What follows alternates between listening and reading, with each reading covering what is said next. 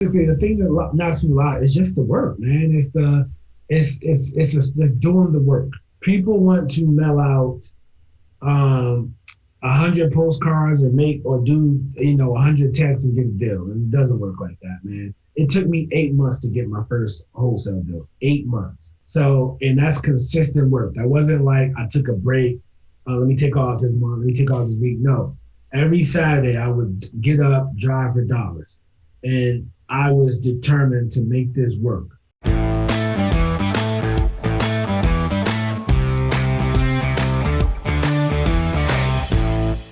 Welcome to the Real Estate and Financial Independence Podcast. My name is Chad Carson. You can also call me Coach, and this is a show all about investing in real estate, achieving financial independence, and doing more of what matters. Whether you're a brand new listener or a longtime listener, really appreciate you being here today. The topic of today's episode is from no job to a 7-figure real estate investing business. This is an interview with Nasar El Arabi. He goes by Nas as well, as you hear in the interview. And I really enjoyed this interview. I've known Nas from the very beginning of his real estate career when he was coming to meetings at the Charlotte, it's called Metroliner RIA Group. And I was speaking there, and he reminded me that some of my early conversations there and teaching there, he was volunteering. He was in the audience. And I remember him as a really strong learner as a new investor. And he's grown from there. In 2008, he was working in Charlotte in the banking industry, eventually got let go kind of during the recession, and he had to jump into the real estate investing business full time, wholesaling properties, flipping properties. He's also built new construction, developed lots. He's gotten into the commercial game. So he's done a lot of different things and starting literally from scratch, being broke, losing his job, and having to build it from there. So really inspiring story. He drops a lot of nuggets, a lot of wisdom on things that have worked, things that haven't worked, some good recommendations for you, whether you're trying to get in the business full time or just learning to buy properties in a competitive market. We talk about that as well. And then we also get into the history of neighborhoods and big cities and some of the things to be considered of and think about in neighborhoods that are changing and that have had racial divides in the past, and how do you think about that as an investor in today's market. So a lot of different topics. I hope you enjoy my interview with Nasar. Before I get started with the main topic, I do want to remind you that if you're new here, be sure to hit the subscribe button on your favorite podcast player or on YouTube so you don't miss anything. I have new podcast episodes that come out every Monday. If you want to watch the episode, it's also available on YouTube, as I mentioned. Also, each week I include show notes for the episode with any links that I reference. So you can find a link to today's show notes in the description of the podcast or on the description of the YouTube video. Finally, if you like this show, we always appreciate your support by leaving a podcast review on Apple Podcasts or other podcast players that let you leave a review.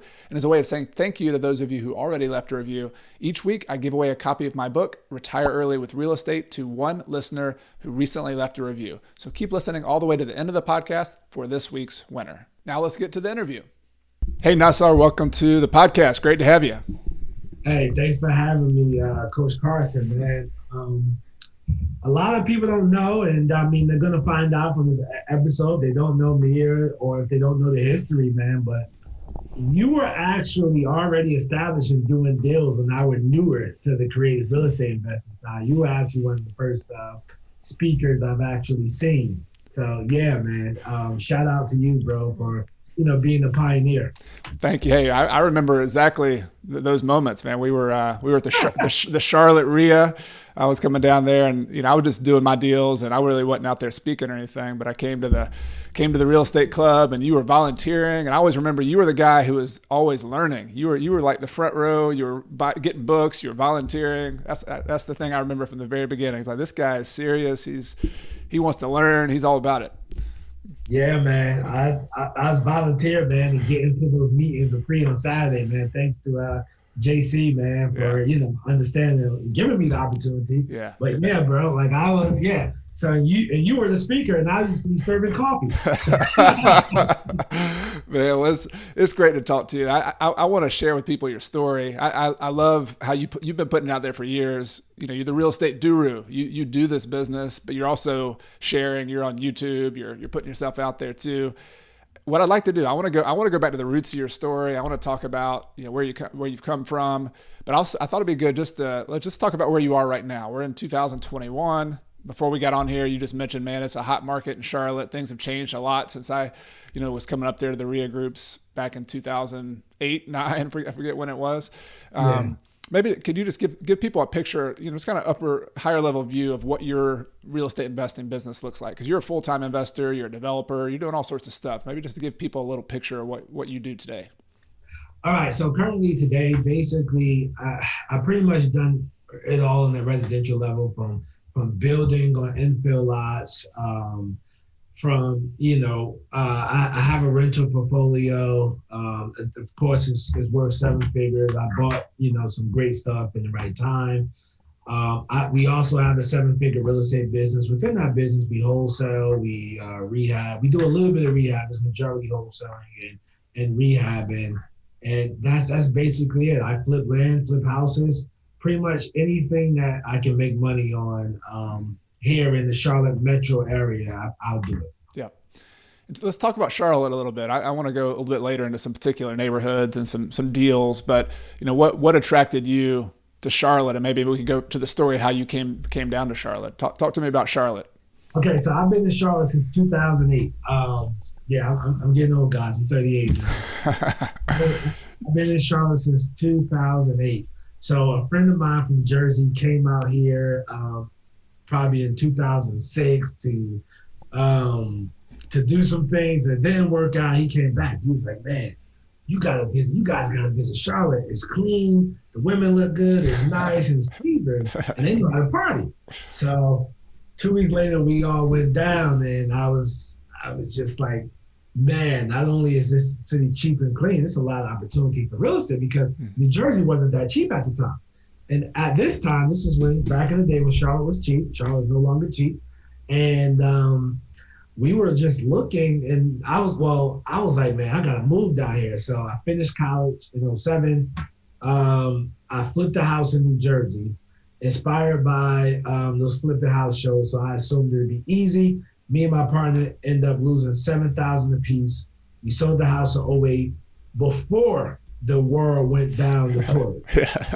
Okay, so stuff was, it went from bad to worse. And if you were around that time, you understand what I'm saying.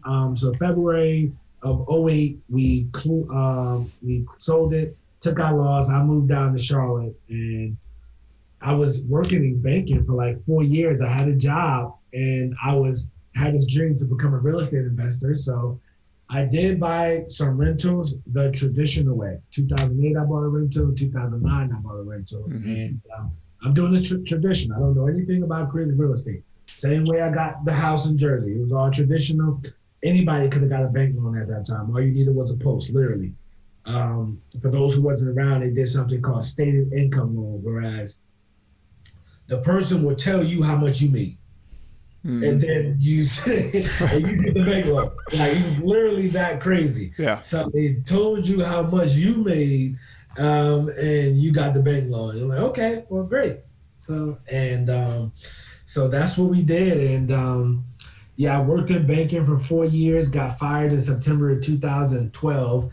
And I was only allowed to buy 2 rentals because my debt to income was too high. I was only making about $12 or something, some change. And now I was in the call center. September 2012, got fired, and I've been doing this business full time ever since. So you had a little moment there where you had the W-2, traditional, let's go get a loan, buy a couple rentals, and then you took a plunge. And I think, from my understanding of your story, Nas, you were kind of dreaming about real estate for a long time. You're like, this is what I want to do. I mean, the call center thing, working for a bank was kind of the getting you over to the period. But I want to talk about that psychology of having to leave your job and really saying, all right, I got to make money with this. Because a lot of people listening to this, they buy rentals on the side like you did. This is kind of a part-time gig. What's the difference in psychology when you have to make money? Like, you've got to make this work versus, all right, I'm just going to invest some cash on the side and hope 30 years from now I've got some wealth. Like, what is there a difference between how you approach those two sides of real estate? All right, so I'm going to go ahead and say preparation, man. Preparation. So it's all about being prepared for the moment. Once, preparation meets opportunity, you get success. if you're not prepared once the opportunity comes, it's probably not going to work out. It might not be a disaster, but it's probably not going to work out. So, I was actually prepared. I was already wholesaling deals. I've learned about creative real estate in 2010. I met you somewhere in 2010, 2011, Chad, and after you talked at the Metroline Arena, one of the things that you said, you were doing your speech. I was in the crowd, and you said, this is back 2010. It had to be 2010 because you said, "Hey, I joined Toastmasters because I wanted to be a better speaker because I'm gonna be speaking to sellers all the time, making deals." Right. So I joined Toastmasters. Wow. Okay. I joined Toastmasters off of you saying that. You went to I'm going to Toastmasters. So looked up Toastmasters in 2011. I was able to join the Toastmasters. And if you work at a Fortune 500 company, maybe not now because you're working at home, but a lot of these companies offer Toastmasters and within the organization. Right. Like I was at Wachovia and they had Toastmasters in there, but what I wanted to do, I wanted to be my authentic self. I went to Toastmasters after work. Right. Okay. And so I was working a job. I left the job I was at, went to another job in banking, and I joined Toastmasters after work. It was like on Mondays, every other week or so, and just completed the book and just became a better speaker that way. And so doing things like that. Yeah. I did my first wholesale deal in 2011. I wasn't consistent. I didn't have consistent deal flow. I was maybe closing deals every other month, 1 or 2 every other month, but I stuck with it. Now, boom, September 2012, I'm fired. So that transition, and they fired me because I was already on Find and Write Up. I knew it was coming. I was just waiting for them to cut the puppet strings. But I asked them, I said, "Hey, can I go see can I go to my grandfather's funeral? My grandfather passed." And I guess they felt like, man, don't even bother coming back because they called me in the office late that day and let me go. And, I went to the funeral in Lumberton, North Carolina, and got back, man. It was work, man. It wasn't me twiddling my thumbs, what I'm going to do now. It was just, hey, I got a plan. I'm going to work it.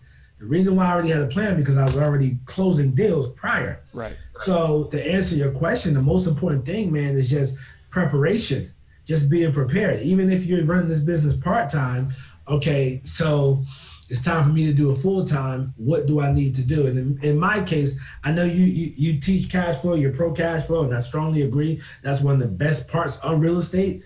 And you're on Instagram, so a lot of these younger guys, they talk about all this transactional income and that they make, but the best part is just having the passive income, creating the passive income stream, my personal opinion. But with that being said, I was making transactional income prior to getting fired. So what I did was I just took that plan and just made it full time. And got fired in September, November. That was at that time the most money I ever made was $10,000, and I got fired from a job making $38,000 a year. So that's when I told my family I got fired when I made $10,000 in a month.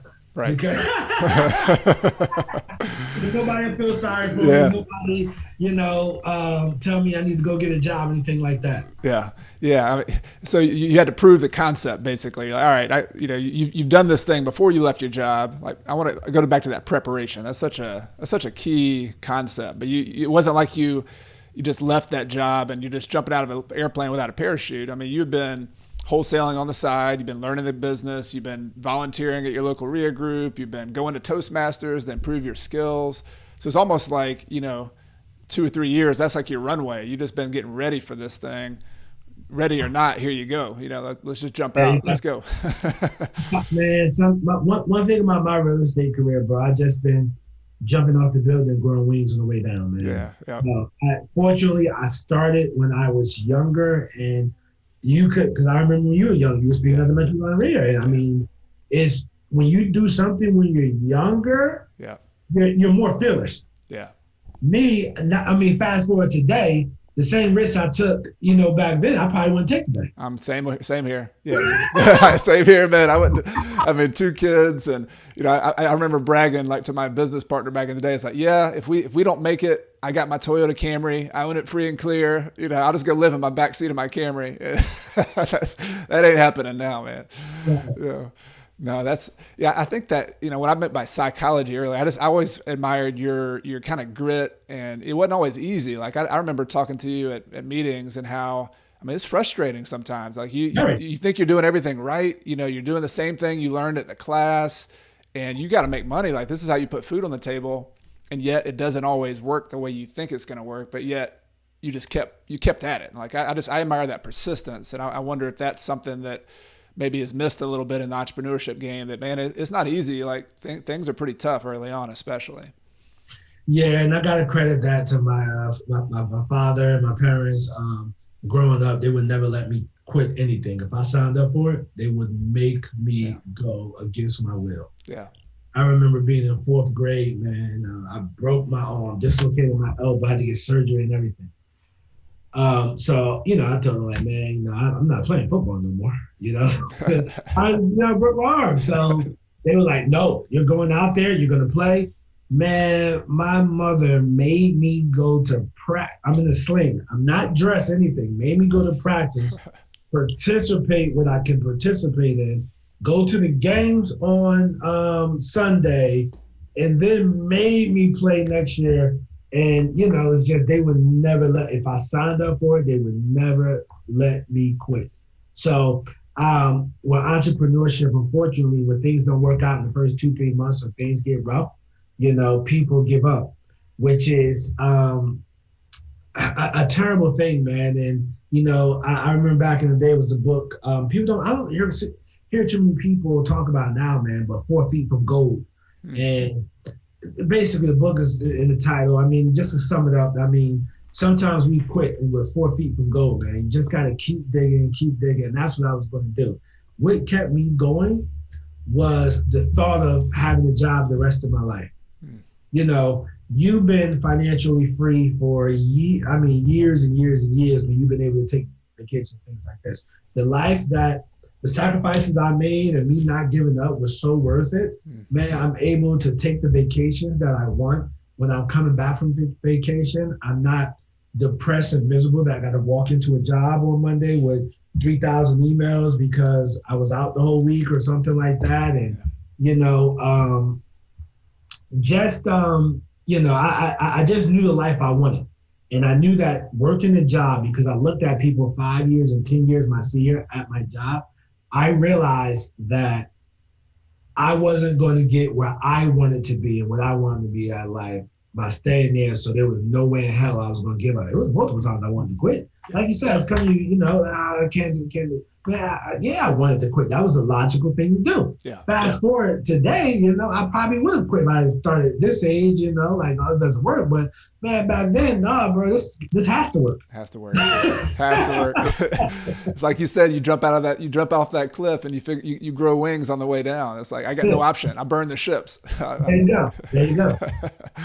No, I admire that. And, in entrepreneurship where you're going full-time in real estate, it's not for everybody. Like it worked for me. Like I share your desire to I cannot go back to a job. Like it just doesn't work for me. I got too much. I value my freedom, my flexibility too much. Like I don't fit in that box. It just doesn't work.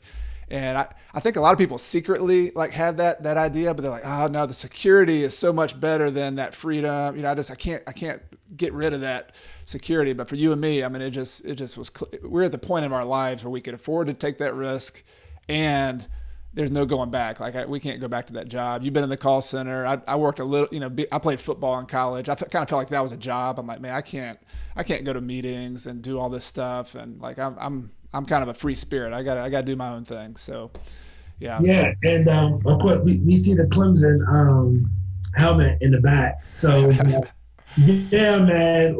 Back the last few years, Clemson has been America's team. Yeah. So I know that, felt good for you. Yeah. Yeah. I'm proud of the Tigers for sure. They're a lot better now. I don't think I could play for Clemson now. Like I was kind of setting the foundation. I was the early guy. We were winning games, but we weren't winning national championships and Exactly. doing all that. I remember that. Right. Yeah. No, but you mentioned the word creative real estate a little bit. And for you and me, I mean, we've both been kind of doing it out of necessity for years, but I want to, just for our audience, like talk to me about what that means to you and how you kind of transition from that world where you get a bank loan, that's how you buy real estate, to this other world where you're wholesaling, you're using seller financing or private money. Like talk to me a little bit about how you got into that.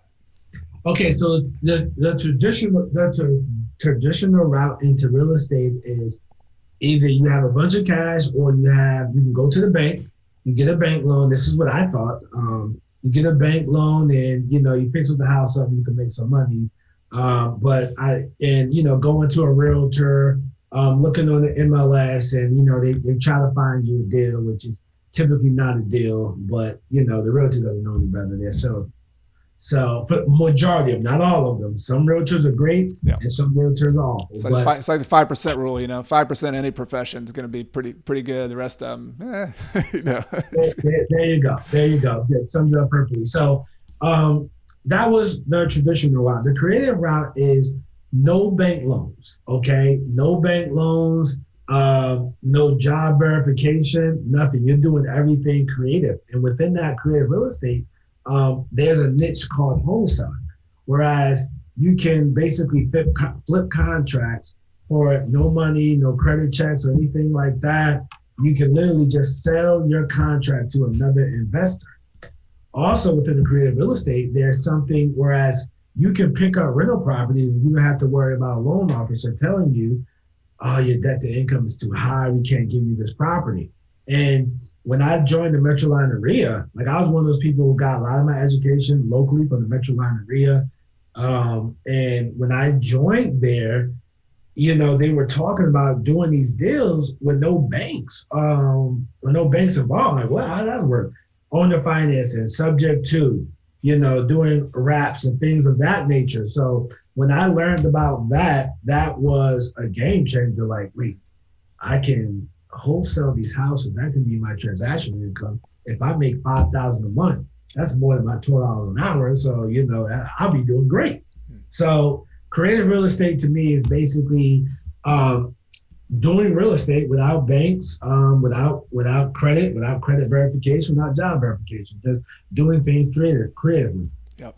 And there's a whole nother world. I mean, you mentioned a bunch of them, but I mean, it's once you start getting into that world, and some people think, well, why would I get into that? I've got a good job, I got credit, and that works for a time, right? There's nothing wrong with getting a bank loan, but at some point, everybody gets cut off, whether it's 5 loans, 10 loans, you're not going to be able to get bank loans forever. And at some point, if you don't know how to do creative financing, you might hit a 2008, 9, 10, like you and I were investing in, where banks aren't going to loan you money at all. Like that's just not, it's not the game to buy investment properties in particular. And so creative financing might be the only game in town. And if you don't know how to do it, there's no buying during the best buying opportunity of your life. Correct. Can you think of a deal, like just to give people an example of a wholesale deal in particular? Can you think of one of your early deals, and it could be, one you didn't make that, made a little bit of money on, but just to give people an example of how that, like the structure of that kind of deal, like you go find the deal, you talk to a seller, maybe talk me through some of the kind of the steps of that. All right. So I'm going to take you guys back to I did my first wholesale deal in 2011. And I know some of you younger guys, you probably can't envision this, or the people who just, learning real estate. Back then, it was easier to find sellers, hard to find buyers. You literally had to beg, you're begging people to buy, especially if you're buying what I was doing in the low income neighborhoods. Okay. Yep. So I found this deal I ended up finding a wholesale deal with a retired landlord. This guy owned a house over 30 years. He was a retired accountant. He couldn't get the depreciation out of it no more. The property didn't serve him. He was like, man, look, I just want to move on with my life. I'm done with this business. He was very well off, very well off guy, had a big house in South Charlotte, and just wanted out of the rental business. It served him. And now he's retired. He made some great decisions early on in his life so he can retire comfortably.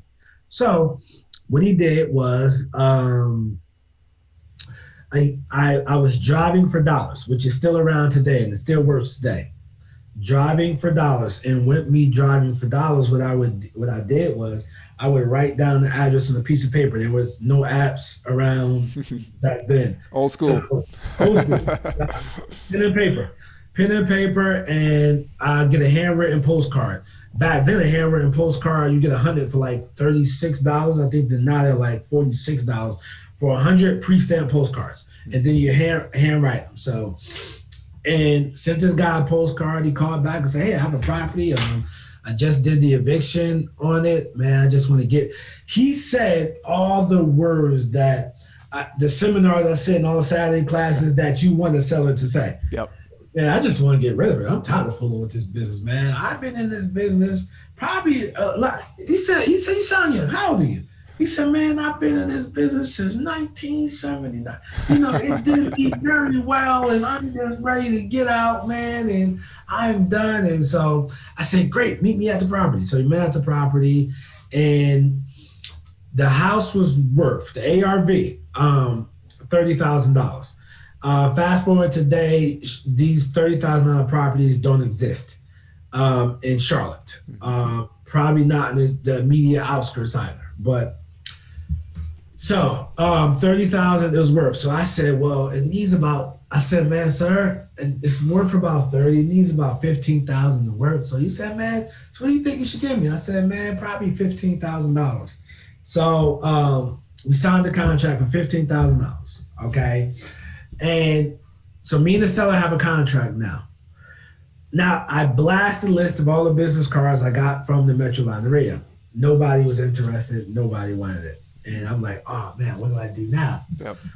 Reached out to a contact from the Metro line area, and what I did then was when I reached out to that contact, it was more of, "Hey, can you send me over a cash buyers list?" They sent me over a cash buyers list. This is before PropStream. So you had to go to a realtor to get your cash buyers list. Sent me over, and everybody who bought a property under $30,000, I sent them a postcard. And send everybody a postcard. And one of my mentors at the time, Laura Nisley, she's here locally.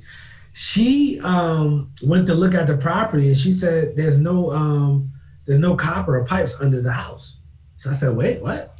So I went back. I went back to her. I went back to the seller and said, "Hey, there's no pipe. I need a reduction, man. It's going to be about 4,000. Can we go down to 11? He said, "Yeah, sure. We'll go down to 11,000. Look, he just wanted out. So went down to 11 grand and ended up selling to this a guy who was at the time, he was older then, but a guy who I'm not going to say his name, but he's a big investor in town. He ended up buying it for $13,000. I made $2,000 by assigning him my contract. And that was my first transaction, my introduction to real estate. $2,000, in no way a lot of money, but all I wanted was the proof of concept, which was priceless, that this works. Yeah. So I was sold. I was 90% sold before, but now I was like 110. You got $2,000 in your pocket, and you're like, I could do this. I could do more of this. Just multiply this times 10 or 20 or whatever. You got it. Right. Yeah. Is that cash buyer? Did he come from the postcards? Did he come from your contact list? Came from the postcards of me mailing out people who bought houses cash in the area. Yeah, I think I just want to pause on this because I got my start in wholesaling as well, and I remember exactly that moment too, where I was kind of panicked. I get it under contract. I subject to an inspection. I'm like, all right, I think this is a good deal, but I really have no clue because I don't have enough cash to buy this property. And then you go and start calling people and you send emails out and nobody calls. And I think for me too, when my early wholesaling, it was getting like one or two people who would tell me, yeah, all right, I'll buy that for cash. Or like I would even go out to properties and call them and say, what would you pay for this property? And just make an offer based on what they would pay for it. But this concept, like you didn't have, you probably put what, $100 down as an earnest money deposit or something. $1. $1. All right. One, even better. So the big deal with that to me, like just the realization, I know you had an aha moment. I had a similar one, was that it wasn't that you had credit. It wasn't that you had a bunch of money. I mean, you probably put, a small amount of money down for the contract, right? Like 10 or $100 or something for that contract. $1. $1. So the point was you brought in your skills of, go back to your Toastmasters. You brought in your communication skills, your willingness to make an offer. You had to know how to put a property under contract. So you had learned that. And then on the other side, you had to put in your effort and your entrepreneurship and your knowledge just to go talk to people and bring those people together. You got a cash buyer on one side, you got a seller who doesn't want their property on the other side, and you make money, you make the markup. That's basically the business model, right? Yes. Yeah. So that's basically the business model. You just make the markup. It just, it's work finding those deals, but it's worth it. Talk to me about the struggles in between there, because I know that deal worked. What are some of the things, if somebody does want to get into wholesaling in particular, because that's been a strategy you've used a bunch and done really well with, what's the difficult part of that business? Like what's the thing that usually knocks people out from wanting to do that consistently? Well, basically the thing that knocks people out is just the work, man. It's just doing the work. People want to mail out 100 postcards or do 100 texts and get a deal, and it doesn't work like that, man. It took me 8 months to get my first wholesale deal. 8 months, okay? So, and that's consistent work. That wasn't like I took a break. Let me take off this month. Let me take off this week. No, every Saturday I would get up, drive for dollars, and I was determined to make this work. I had a mentor, but I was one of those people was like, I got to figure this out, man. It's just got to work, man. So that's what I did. And that's what other people, they lack at is this. They don't understand that this is work. Okay. Like I had someone call me, a friend, they had my number prior to me being who I am today. And I took their call and they wanted to get into real estate. I was saying, I was mentally preparing them. Hey, it's going to be a lot of work. It's definitely going to be a learning curve, but you have to go through the process like everybody else. He said, no, I don't want to turn it into something big. I just want to make $5,000 a month. I said, there's people with master's degrees who don't make $5,000 a month. So this would be a lot of work. You just can't say, I'll just be part. I said, if it was easy, everyone would be doing it. Yeah. So this is a lot of work. So be mentally prepared. Mm-hmm. And of course, they didn't stay around long. No.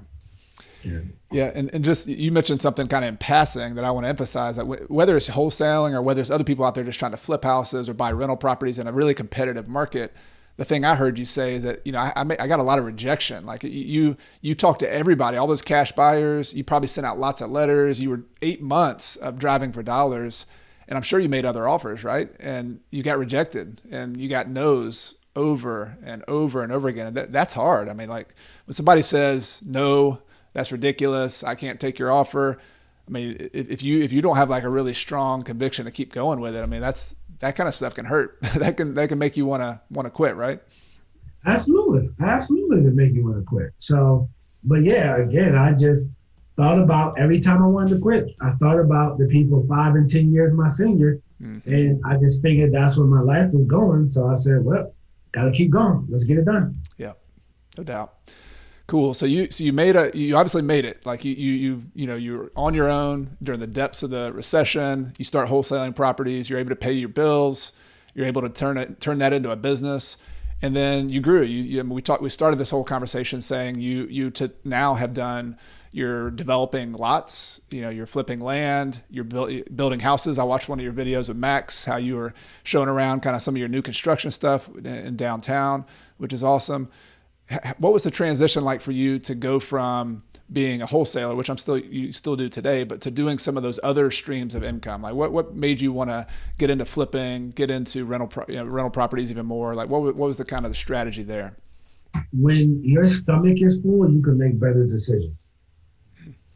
So to translate that for people who didn't catch it, basically, I had 60, 80,000 in the account. And I wanted to start looking at other avenues of real estate. So I'm comfortable now, right?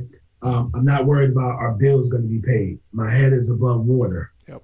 So, I'm comfortable like that. Let me flip this property because the first time I did it, I lost it wrong. But I'm a partner with somebody so I can try to do it the right way and learn how it's the correct way. Right. And I was able to partner with people by just bringing the bill. I was able to partner with people by, just having my share of what I need to put in. But yes, having a full stomach now, when you have a full stomach, you really can think long term. Yeah. Okay. So that's what made me get into the other things. Yep. You started saying, I'm making a markup here, but why don't I partner with somebody? And the people I'm selling these deals to, or, I might make $10,000 on this deal, but they might be making 50 grand. Why don't I, partner with them and get a piece of it instead of just making the smaller piece? Is that kind Absolutely. Yeah. Absolutely. No, that's exactly what I did on the rehabbing piece. And then from there, that led from me getting into rehabbing, that led to me getting into developing, building houses, and things of that nature. So yeah, man, that's basically what it was, man, because it's been my dream to be a real estate investor since 19. So, I always wanted to, do this. And now I got the opportunity in my stomach for it. So now I can plan out better with picking up rentals because rentals are more of a get rich slow type of niche. Mm-hmm. Chances are you're not going to retire on one single family home. Right. You got to stack. And, that's what I've been doing, just stacking on top of stacking. So, and I still don't lower my rental income. I lower my transaction income because my rental income, I just want to keep stacking and keep stacking it. Yep. And, I got a lot of equity. I bought right, fortunately. But yeah, so that's basically, it's just thinking long term after your needs are taken care of. I was somebody, whereas I came in real estate broke. So first thing first, I want to get my needs taken care of. Once my needs taken care of, I can look at everything more clearly. Yeah, that makes sense. In a lot of ways, I mean, you started with wholesaling. I started with wholesaling too. It's very similar to other people who are just working a regular job. Like you just got to pay the bills first. You got to get your cash reserves up. You just got to know that you got your financial stomach full, like you said. And then that's when you get in the rental property business because trying to get in the rental property, I mean, you did it successfully. You were able to have some, and I bought some rentals probably a little early on too, probably earlier than I should have. And it worked. But, that's kind of the rental business is you're not going to make money early on. Like a lot of my properties lost money the first few years, just because the heat and air went out or something happened. Like I was negative cash flow on my rentals early on. 10 years later, they're doing great, right? But so you transition to flipping, you transition to rental properties. I want to give people a shout out to your YouTube channel because I'm going to put a link to it and check it out. You have a lot of great videos on there. I remember there's one you talked about how a lot of people out there, they get the 60 grand, they're doing well with whatever business they're in or job. They go out and buy the car. They go out and buy the stuff that looks kind of good. And you kind of went on a rant. I think this is on Instagram actually maybe.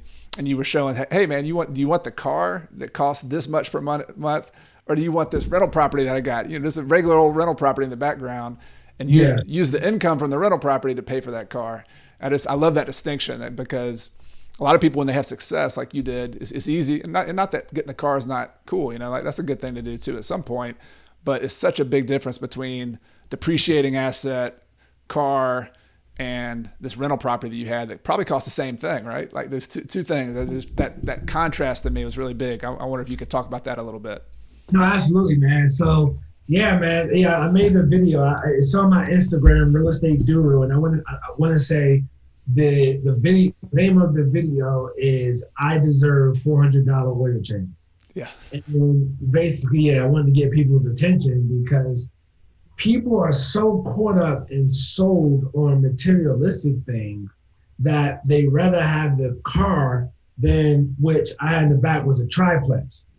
The triplex there's 3 units. Each unit is paying me $900 a piece. So it's about $2,700 a month. The car note I have is $1,100. The rental income, I can pay my mortgage on it, plus the car note, my car note, still have a few hundred left over. And the most important play, and Charlotte, and any major city will spoil you with this, in any major city, if you invest in a major city over the last 10 to 15 years, the equity, the growth, okay, you're literally doing nothing. The tenants are paying down your debt service. And in the meantime, being that all the growth is going to the city, any major city in America, then your property value is going up. So, and like, let's take, if you go out and buy a 2021, in 2024, that car is old. And from before I bought my car, a friend of mine, Max, he sent me a course on how to buy like cars or whatever. It's for exotic cars, but he's like, yo, just apply it to rental cars. But I was doing research. One of the things he said, the first 3 years, these cars lose 50% in value. Like they lose 50% in value the first 2 years. Yep. So his thing he was saying was, get a car either a used car, either year 3, year 4, because the depreciation goes down slowly. Yep. But regardless of what, the depreciation happens. Whereas if 5 years ago, let's go back 5 years, if you bought a house anywhere in Charlotte, at minimum, it went up $30,000, $40,000 anywhere in Charlotte. All right, just by buying it and living it, and you had to live somewhere regardless of what. You were either going to pay rent or you were going to own your home. So to me personally, there's nothing wrong with having nice cars. Just try to put your assets in play where they pay for your liabilities. I delayed getting a car. I've been full-time since September of 2012. I just picked up that car in January of 2021. I delayed that, man. Made sure I had a house with a garage, most importantly. But I delayed that, as long as possible because it wasn't important to me. It was just, something I could have. Whereas, all right, I didn't want to put myself in a position where I had to work to pay my car note. Right. I wanted to take from the passive income and, all right, there's that 1,100, that's taken care of. Because like you said, it's similar to you, man. I bought stuff early on, whereas, you lost money the first few years, but now it's like I'm looking like a genius for buying it. Yeah. Patience, buy and hold, persistent. And I just love that part of your story too. It shows that, number one, let's make the money. Let's learn how to flip. Let's figure out creative ways to make it. You start making money, you fill up your stomach. And then at some point you got to buy and hold. I mean, that's a big deal. If you're not buying that house, that rental property that's going up $30,000-$40,000, you're missing out. Like you're missing out on the ownership game, because if there's anything I've learned in today's market, I can't figure out everything. It's a complex economy going on right now, but owning real assets, and if you have some leverage on those assets, that's about the best way to make money I know of over the long run. It's a get rich slow, but man, that's the way. If you just can be patient, you're going to make a ton of money just holding rental properties. All right, let me say this, Chad. I'm gonna say this for your listeners, because I'm sure you, similar to me, we get a lot of younger folks on our channels due to it's the information that everybody's on YouTube, is on Instagram, whatever. But Chad, let me say this to you, bro. And I tell the stories amongst my buddies, my real estate buddies. My main buyers I was selling to during the recession, if it was 5 of them, 4 of them are now retired and just living off the balance. Yeah, exactly. And have a net worth of multiple 7 figures. And they were buying $20,000 and $30,000 houses from me, and $40,000 houses. That's one of my regrets, not holding the stuff. Yeah. Like that was so stupid to sell and stuff. But at the time, it was smart. I didn't have the resources. It's what I had to do. But man, all the guys I sold to are not. One guy told me, man, he got an offer from a hedge fund to buy his portfolio. He'll walk away with multiple 7 figures. But he was saying, man, he's I want to say he's like 40, but he was saying that he's too young not to have any cash flow. Right. So he'll just have the money sitting in the bank, and it's like, I got to do something with it. Mm-hmm. So yeah, man. But good problems to have, right? Good problems to have. Like, what? Do I sell for multiple 7 figures, or just collect my income for the next 50 years? Good problems. Exactly. No, but that's the point of buy and hold. I mean, it ain't sexy at first, but if you can get it and keep it and hold it, and in the right locations too. And you've kept mentioning, you're in Charlotte, you study your neighborhoods, you got to get in the right location. But if you do, it pays off over the long run. Yes. So I want to shift gears a little bit, Nas, and talk about neighborhoods in particular. And I kind of want to get real with this. I've had a couple podcast episodes with other people, some people I respect in Baltimore and different places. I want to talk about neighborhoods and cities. And I also want to talk about some of the history of neighborhoods and kind of how that's affected what we're doing today. I'll give you a backstory on this. I grew up in the South. I grew up in a town called Noonan, Georgia. Nice suburban city. But, as with most cities in the South, and I know your grandparents, from what I've heard from you, are from the South, and you moved to New Jersey. But everybody knows in the South and probably other towns too, you when you grow up in cities or towns, there's differences in neighborhoods, and a lot of it's on racial lines. There's a place in town, whether it's a highway or a railroad, historically, where things were segregated, where you had different people of different races living in different places. And this is an important topic. I want to get to the point here for real estate investors, because it always bothered me that just wasn't talked about enough. How did this come to be? Why is this? And last year, it was in the news a lot more, the George Floyd stuff, and just thinking about some of the things we take for granted, and as real estate investors take for granted, certain neighborhoods. Why is this neighborhood have a lot of disinvestment and the prices are lower? Why is this one a lot more expensive? And so I'm just wondering, I want to unpack this a little bit by going to Charlotte in particular, because I know a lot of the neighborhoods you've wholesaled in and flipped houses in have been some of the traditional neighborhoods that were disinvested, that didn't have a lot of money, didn't have a lot of investment in the 1940s, 50s, 60s, 70s. People couldn't get loans. If you were Black and you were living in those neighborhoods, you couldn't even get a loan, so you didn't have ownership. So I guess my question though is, now you're for investors who are investing in these neighborhoods, maybe just talk a little bit about some of the history that we should be aware of and just know this going on in some of the neighborhoods. I just think a history lesson would be nice if you can help me unpack that a little bit. Yeah, and yeah, absolutely, man. And one of the neighborhoods that I built new construction in, man, it's unfortunate that a lot of, my counterparts, they go into these neighborhoods, make millions in these neighborhoods, but never give anything back. Never, even just buying 5 or 10 pairs of sneakers and take them to the local YMCA, because those neighborhoods have been disenfranchised for years intentionally. So therefore, and that's one of the things I do. I give back. I'll give back, and cause I come from that and I understand it. But so one of the neighborhoods, it was a time whereas Black people could not get loans. So African Americans can't get loans. White people could not get loans to build a Black neighborhood. So white people couldn't get loans to build a Black neighborhood. Damn sure ain't no Black person get a loan to build a Black neighborhood. Yep. Okay. So what the city did is they created segregation. Black people were forced to live in certain neighborhoods. Okay. So if you go into some of the upscale neighborhoods in Charlotte, there's 2, whereas the homes are $1 million plus. And they always appreciated over the years.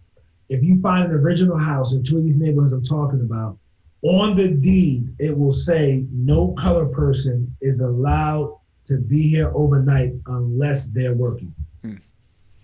Okay, so this stuff was intentionally done.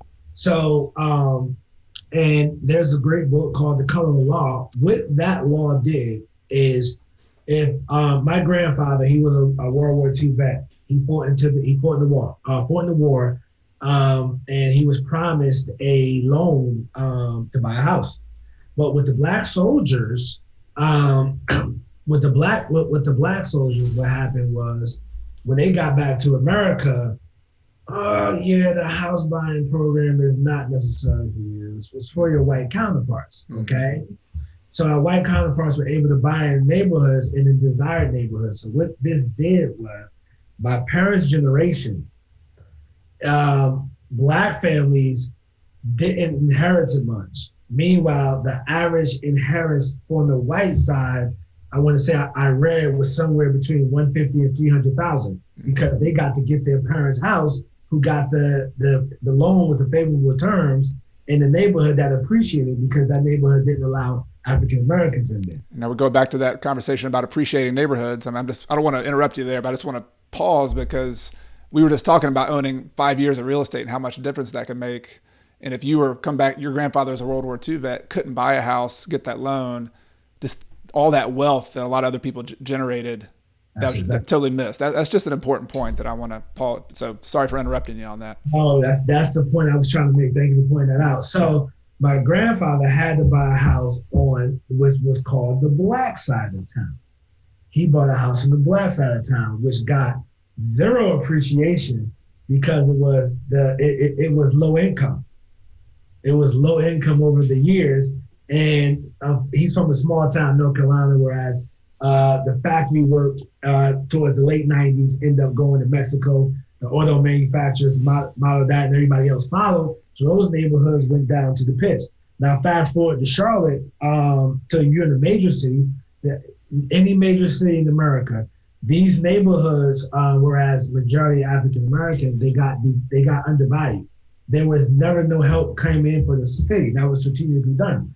After 1968, after Martin Luther King was assassinated, the second Civil Rights Act came down. And that's the one that allowed Black people to live in certain neighborhoods under the housing law. So that wiped out if you were Black, you couldn't live in this neighborhood. But all right, so in 1968, we got our four rights. That was the second Civil Rights Act. The first Civil Rights Act, they still had it segregated. All right, so after MLK passing, what did they do then? They did redlining. They wouldn't sell us the houses in the white neighborhoods. Mm-hmm. And they redlined they sent us down to these neighborhoods. Now, mind you, we're going on, we don't know. We're not educated, all right? I'm second generation college graduate. In most Black families, I'm 38. The most you'll see is third generation college graduate, because at the time, my parents, both of them, they were born with no rights. They were literally, if they wanted to go to certain schools, the school would send them back a letter and say, oh, we don't accept African Americans. Like, that was literally going on at that time. Yep. Fortunately, they have HBCUs. My mother was a graduate of HBCU, Historical Black College University. So she was able to attend there and graduate, and I'm second generation. So fast forward. In growing up, there was always this stereotype of, oh, you guys are ladies, you guys don't want anything. The laws kept us out from the wealth. Right. Strategically kept us out from the wealth. So, fast forward to these neighborhoods today.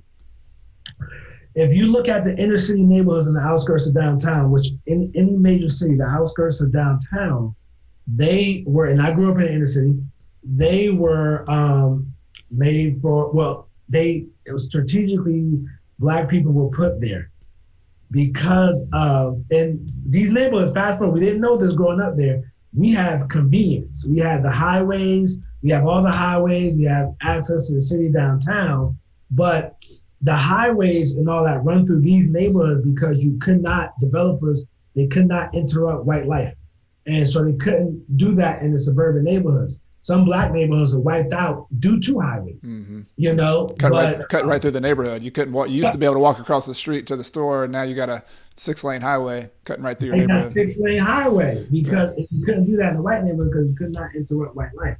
So therefore, fast forward, this new generation, they realize that, hey, all the convenience is here. I work downtown. Why don't I live over here? I live over here, and for me living over here, I can not only entertain myself downtown, I can party, I can play. Hey, I don't even have to drive to work anymore. I can Uber, Lyft, or hop on the light rail. Atlanta has the Beltline station, whatever you guys call it down in Atlanta. But yes, every major city is going through this, and it's all about convenience. So now the new money, they want these neighborhoods that are closer to downtown, and Black people are being pushed out. Now, if you own, that's a great thing. But remember, unfortunately, a lot of us were not educated on policy and procedure, because Charlotte does have a program for senior citizens that, hey, if you're behind on if you are behind on taxes, will work with you. We have a senior citizen rate, but unfortunately, we don't know that information is not exposed to us. They don't advertise it. You have to go down there and actually find out for yourself. I'm in real estate. I went down to the tax office and I seen it, but unfortunately, we don't see that. And somebody's on fixed income, they feel like they have to sell. Right. But that's the history of a lot of these neighborhoods that were once they were once undesirable. Like, I remember back in 2011, like literally it was, if you were in a slumlord or somebody who understood that particular tenant, you didn't even want those deals that I would do in a low income neighborhood. Now everybody wants, those neighborhoods close to downtown because of the appreciation and the change that's happening. Mm-hmm. But just keep in mind that those neighborhoods have a long history of struggle because what was intentionally done by the government at that time. Man, good telling of that history. I want to go back to one point you made, and just correct me if I'm wrong on this. One of the issues as we're coming today, and a lot of these neighborhoods are changing, and people are, lots of people with money are moving into these same convenient neighborhoods. One of the issues, if somebody owns their house, great, but a lot of these neighborhoods are majority rental owned. Is that right? So you have like a landlord who owns a lot of these properties, and a lot of the people who live there never were able to buy it. So that landlord might choose to sell it to another investor. Hey, I'm going to double my money now. I'm going to sell it. And the people who are really pushed out are the people who are renting those properties, who don't own them, and yet this is the neighborhood they grew up in, 2 generations, 3 generations. I want to make sure that was one of the points. Is that kind of part of the problem that's going on there? Yeah, absolutely. Yeah, people have been there generational, man, just generation. And I met people my age that said, now granted it might be I met people my age passing through a seven. I said, yeah, I didn't know. I had to become a full adult. I didn't know that you could rent you could own a house. I thought you just had to pay rent because my grandmother rented, my grandparents rented, my mother rented, and I didn't know. And now I can't go back to my neighborhood because the houses are no longer $30,000-$40,000. They're now $500,000. Mm-hmm. So yeah, man, that's exactly what happened, man. That's a lot of history being wiped out, man. One of the neighborhoods, man, I built a $500,000 house in, man. It was made for the free slaves to get an education at Johnson C. Smith. Slavery ended on paper in 1863 with the Emancipation Proclamation. I say it ended on paper because in 1865, the Union had to walk to plantations and muscle the slaves' freedom because the slaves could not read or write. There was no TV, no social media. They did not know they were free, and the owners would not tell them. So you're talking about going back from 1865, this neighborhood was created. All right, you guys live here, and you guys get an education at the Johnson C. Smith, and you don't cross this line, don't bother us in the white line over here. This is yours, all right? And so history from way back then is now being wiped out. Mm-hmm. It's just being wiped out and some of those people don't know, but the article, there was an article in the paper, they did an article in the paper, and, hoping that somebody comes up with a solution that they can keep the history of the neighborhood by just, putting up a statue or something.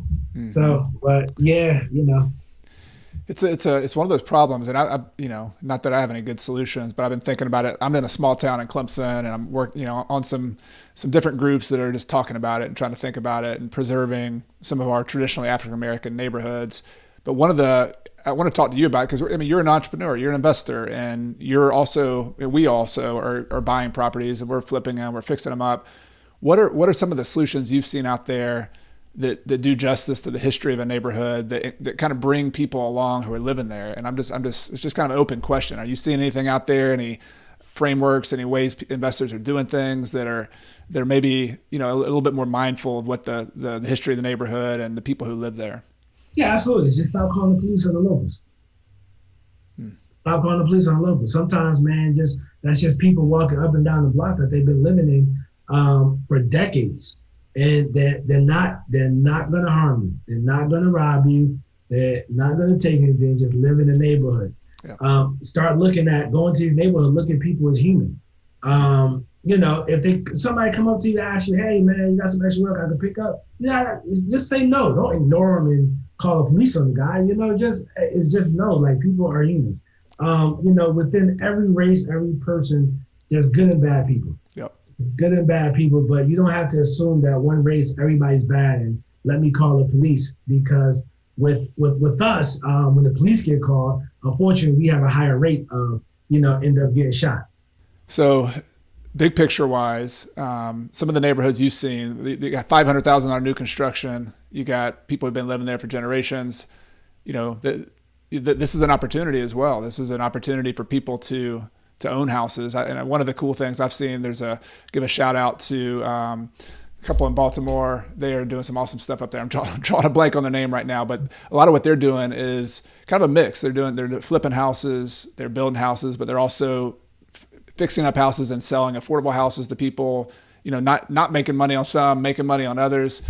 I guess I'm just putting out there's if this is an issue that's important to you, there are people out there doing some really good work, and this is just a topic we need to think about as investors, and also to be mindful of. There's making money on properties, but also, we're in communities, like we're in places where people live. These are people have been living here for a long time, and I just appreciate you kind of giving some history on that, and also just bringing the issue to the forefront so that people can be more aware of it and be more sensitive to it. Yes. Yeah, man. So we've been kept out of owning real estate a long time. And man, the city of Manhattan, there's one African-American owner. One African-American owner. The city of Manhattan that owns a commercial building. So, we've been kept out for a long time. Professional sports, there's one majority owner in all professional sports. Mm-hmm. That one owner has a very familiar name. His name is Michael Jordan. Yeah. But we've been kept out for a long time, strategically and by law. So therefore, just understand that the people you go in these neighborhoods, they're human as well. Like, I live in a neighborhood that is being gentrified. I wanted to own. Basically this is home. So some things that shouldn't happen go down. But when somebody committing crime, okay, call the police. If they're not committing the crime, don't call the police. Yeah. So yeah, man, as simple as that, man. But yeah. So and more of the story, man. Just have a human decency, and tell me a quick story. Like, an Asian girl who's a realtor said she went to one of these meetings at one of these gentrified neighborhoods, and what happened was they told her one of the white realtors tapped her and said, "Hey, don't worry, we're gonna get all the black people out." So she checked him and corrected him, because she was telling me and my friend at the time, she's like, if he feels like that about Ja, I can imagine how he feels like that about me being Asian. Yep. So, but just go there with, some common decency, and you're gonna make a bunch of money in the neighborhood. Try to give back, man. I mean, $100. Just go to the outlet, buy some sneakers, drop them off to the Y. Try to do something for that neighborhood. Yeah, I love your point. Is have some human decency. We're in the business. We make money, but we're the people business. This is where we live. This is where we invest. Just be considerate of people, and they're just like you. I think that's a great point. And by the way, just Charm City Buyers. I can't believe I didn't remember the name, but it's another couple who's doing some good stuff up in Baltimore, kind of like you're doing in Charlotte. Check them out. And I'm going to put a link to a couple books that you referenced. The Color of Law. I read that last year. Really, really good. Another book called Family Properties is about kind of the story of Chicago and some of the just the story of history of neighborhoods and buying on contract for deed, and how if you couldn't get a bank loan and you're black, you went and got owner financing basically from entrepreneurs who are ripping people off and didn't really ever sell them the house. So there's just, all this. You might ask, some of my listeners might ask myself, like, what does this have to do with today? This has to do a lot with today, because these are the neighborhoods where we're investing, and this is the history all the way up till 70s, 80s, and 90s. Still today, policing, things are going on. This is real. This is what this is the real issues that we're dealing with. And so, educate yourself, get to know the issues better, And just appreciate you sharing your story as well and kind of your perspective on that, Nas. Thank you. All right, so I want to be respectful of your time. Been a lot of good conversation here. I want to go back to kind of the big picture. You've been on a journey, a financial independence journey, you could call it, where you started off just making flipping houses, like you flip burgers, like your book says, just making money. You bought rental properties, you're building wealth, you're building multiple streams of income. So you've done well for yourself. And so I'm just thinking about people who are listening to this kind of early on in their financial independence journey. Maybe they're just thinking about quitting their job. Maybe they're thinking about just buying some rental properties. I guess what would be a kind of the final tip for them from your experience that might be helpful to them as they kind of move forward on their real estate journey? Life is going to be hard no matter what journey you pick. If you want to get into this business, get into it. At least make life hard for something you want to do and for something that's worth it.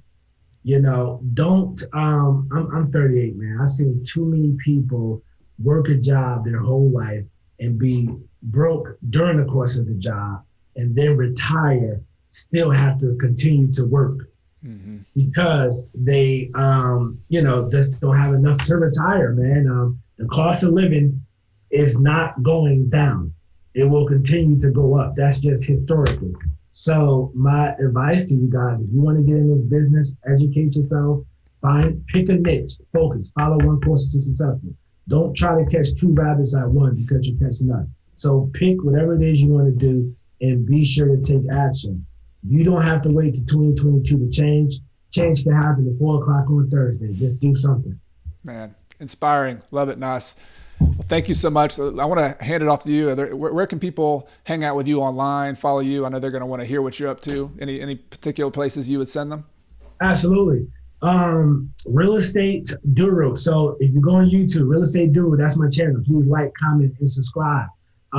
If you go to Instagram, I'm most active on YouTube and Instagram, Real Estate Doru. Doru is D-O-R-U. I'm not a guru, I'm a doru because I actually do this business. That's why I call myself the Doru.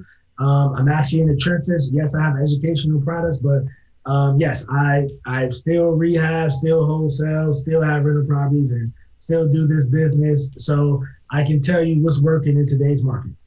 So Nas is one of the most real investors you're going to meet. He's the original Doru. He's doing deals. I've seen it from the beginning when Nas was just getting started. He's the real deal. So, man, appreciate you taking your time to talk to me today. Really enjoyed it and looking forward to staying in touch. All right, bro. Thanks for having me. All right, take care. Thank you for listening to this episode of the podcast. You can find a link to today's show notes in the podcast description in your podcast player or on YouTube. And if you're new here, please consider hitting that subscription button on your favorite podcast player or on YouTube so you'll be notified each Monday morning with my newest episode. This is also the time in the show when I give away a copy of my book, Retire Early with Real Estate, to one person who recently left a review of the podcast. This week's winner goes by the username on Apple Podcast of BBeausir. That's B-E-A-U-S-I-R. It was left on April 30th, 2021, and it goes like this. Most suggested REI podcast.